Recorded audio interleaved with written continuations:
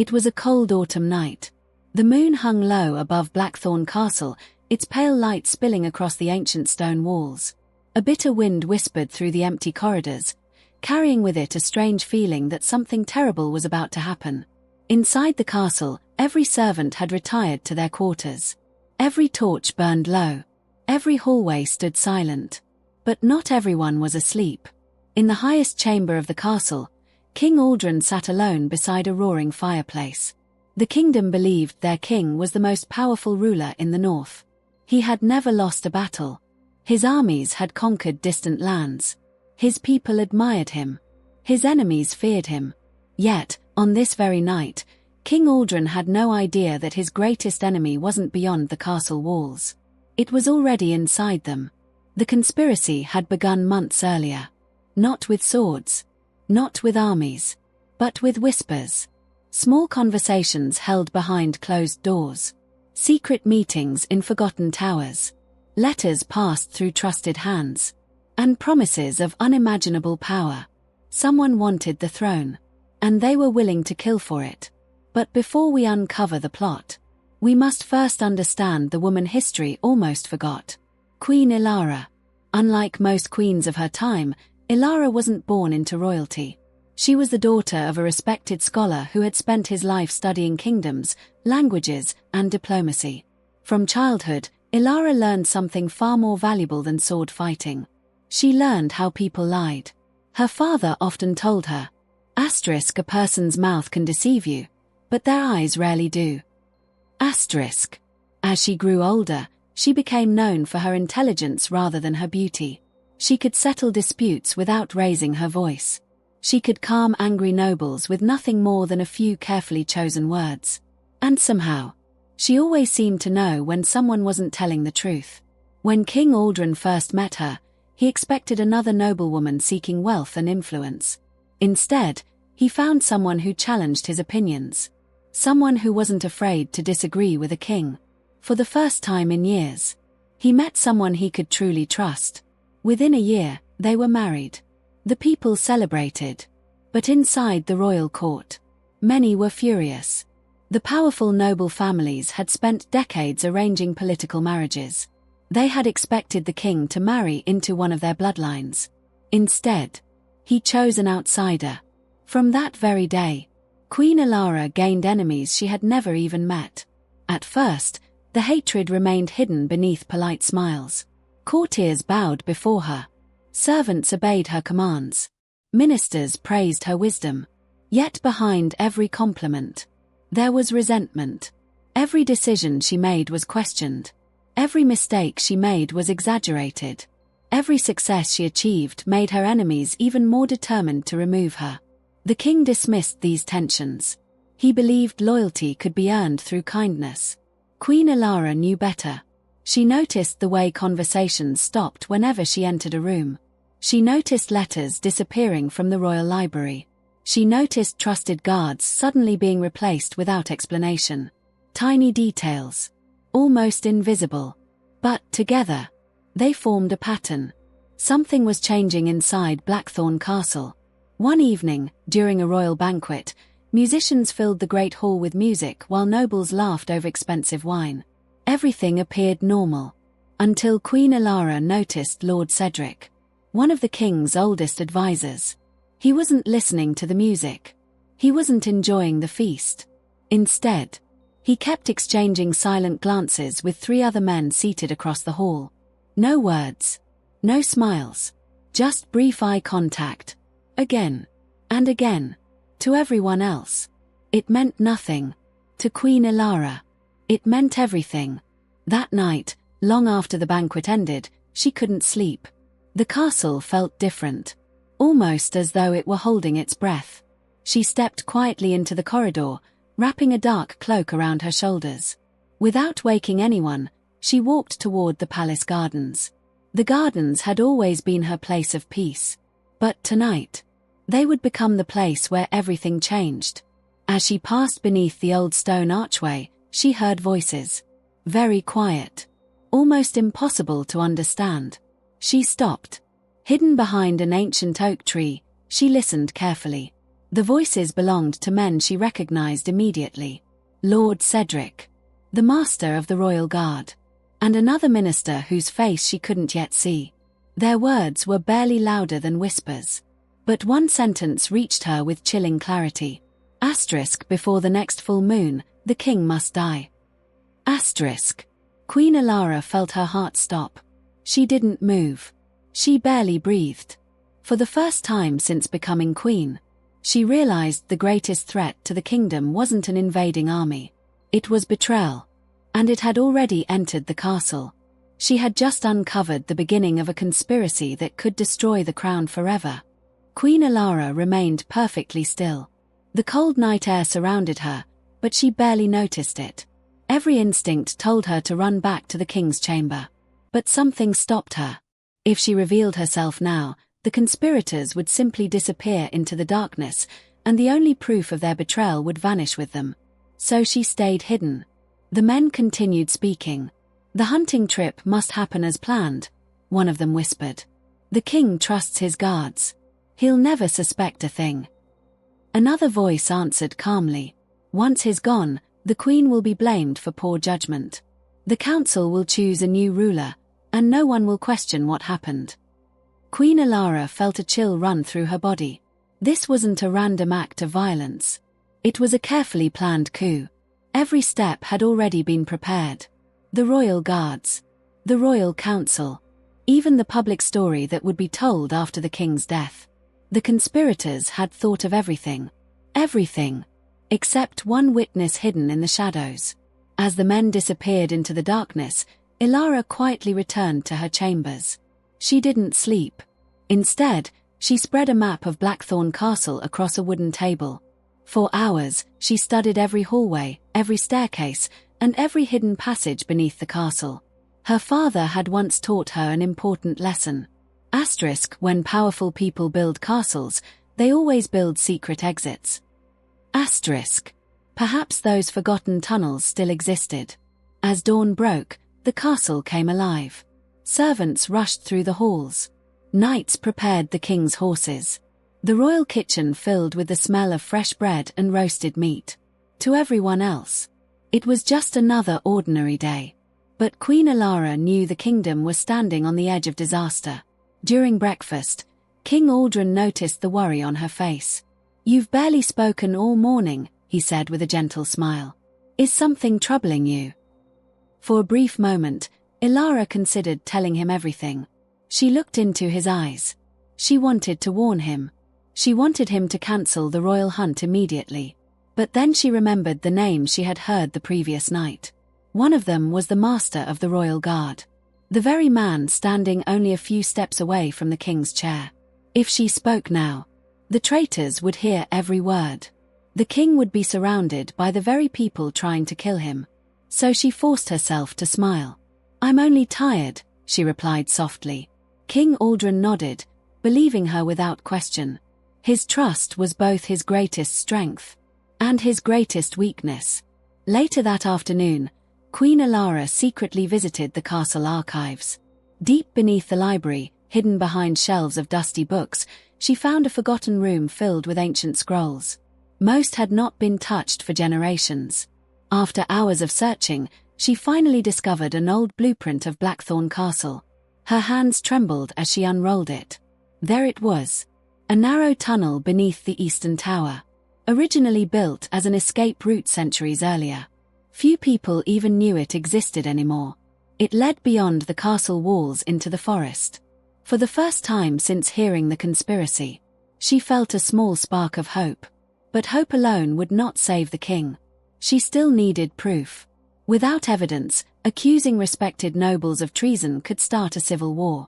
That evening, she quietly summoned the oldest servant in the palace. An elderly man named Thomas. He had served 3 generations of kings. Unlike the ambitious nobles, Thomas had nothing to gain from lies. Only loyalty. Elara asked him one simple question. "Can I still trust the guards?" The old servant lowered his eyes. After a long silence, he whispered, "Your Majesty, I no longer know who serves the crown and who serves gold." Those words confirmed her worst fears. The castle itself had become dangerous. Anyone could be a traitor, even the guard standing outside her own chamber. That night, Queen Elara made a decision. She would trust no one. Not the ministers. Not the guards. Not even the royal council. From this moment forward, the king's life rested entirely in her hands. But while she was planning to save him, the conspirators were preparing to strike much sooner than she expected. Hidden inside a candle delivered to the royal chambers was a tiny rolled-up message. It contained only 6 chilling words. Asterisk asterisk tomorrow, before sunrise, it begins. Asterisk asterisk. Queen Elara stared at the message. Tomorrow. Not next week. Not at the next full moon. Tomorrow. She had only a few hours left to stop the assassination of the king. And if she failed, Blackthorn Castle would wake to a new ruler, built upon betrayal, blood, and silence. The castle clock struck midnight. Only a few hours remained before sunrise.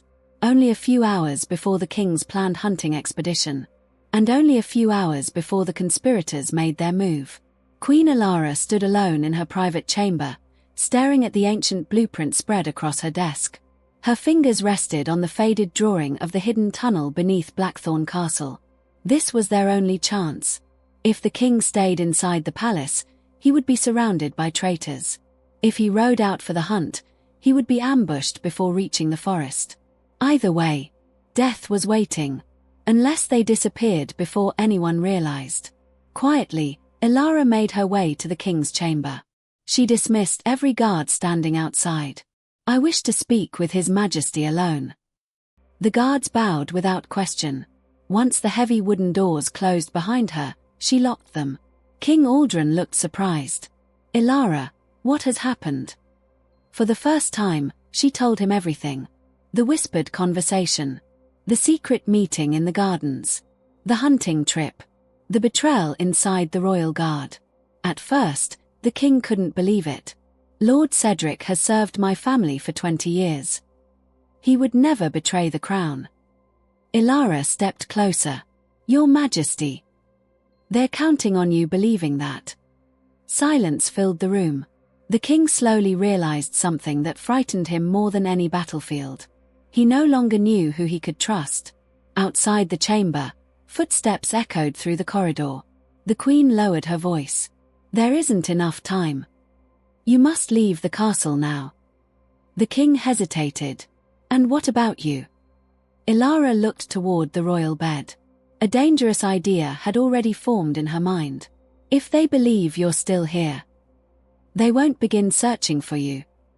The king immediately understood what she meant. "No, I won't let you do this." She smiled sadly. "You once told me a ruler protects the kingdom before protecting himself. Tonight, I'm asking you to do exactly that." For several long seconds, neither of them spoke. Finally, the king removed the royal signet ring from his finger and placed it in her hand. "If history remembers only one of us, I hope it remembers you." Hidden behind a stone fireplace was an entrance that had remained untouched for decades. Together they forced it open. Cold air rushed through the narrow tunnel. The passage was dark, damp, and barely wide enough for one person. Before stepping inside, King Aldrin looked back one final time. Neither of them knew if they would ever meet again. Without another word, he disappeared into the darkness. The queen pushed the stone door back into place. Now, she was completely alone. There was no turning back. She removed the king's ceremonial cloak from its stand. Carefully, she placed it over her shoulders. Then she laid the royal crown beside the bed, exactly where the king always left it before sleeping. From a distance, anyone entering the chamber would believe the king was resting. Every detail mattered. Every shadow. Every movement. Outside, the castle had become strangely quiet. Too quiet. Then, a soft knock echoed against the chamber door. 3 slow knocks, followed by silence. Queen Elara didn't answer. Moments later, the handle slowly began to turn. Locked. A pause. Then another sound. Metal scraping against metal. Someone was picking the lock. Her heartbeat thundered inside her chest. She sat on the edge of the bed, keeping her face hidden beneath the heavy hood of the royal cloak. The room fell silent. Then, click. The lock opened. The door creaked inward. 3 dark figures slipped into the chamber without making a sound. None of them spoke. Moonlight reflected from the blades in their hands. They slowly approached the bed. One whispered, "Make it quick." Another nodded. Without hesitation, the first assassin raised his sword. For one terrifying second, time itself seemed to stop. Then, the blade came crashing down. The sword came crashing down. Its blade tore through the heavy blanket covering the figure on the bed. The room fell silent. One of the assassins stepped forward and pulled back the hood. His face turned pale. It's the Queen. For the first time that night, fear replaced confidence. "This wasn't the plan," another whispered. Before anyone could react, a loud horn echoed across Blackthorn Castle. Then another. And another. The sound shook the ancient walls. The assassins rushed toward the window. Torches were appearing across the castle courtyard. Soldiers were pouring through the gates. Something had gone terribly wrong. The chamber door burst open. A group of loyal knights stormed inside, swords drawn. At their head stood a familiar figure. King Aldrin. Alive. The assassins froze. They had planned every detail of the murder. Except one. The king had escaped before they arrived. "Drop your weapons," the king commanded. 2 assassins surrendered immediately. The third tried to fight his way out. Within seconds, he was overpowered. As the guards dragged the prisoners away, King Aldrin rushed to Queen Elara. She was alive. The sword had struck her shoulder rather than her heart. The thick royal cloak had absorbed part of the blow, giving her just enough protection to survive. Royal physicians worked through the rest of the night. By sunrise, the Queen was still breathing. The kingdom had been saved. But the story was far from over. The captured assassins were questioned for days. At first, they refused to speak. Then one prisoner finally broke his silence. Everything led back to Lord Cedric, the king's oldest advisor, the man everyone trusted. For years, Cedric had secretly gathered wealthy nobles who believed the kingdom had grown weak.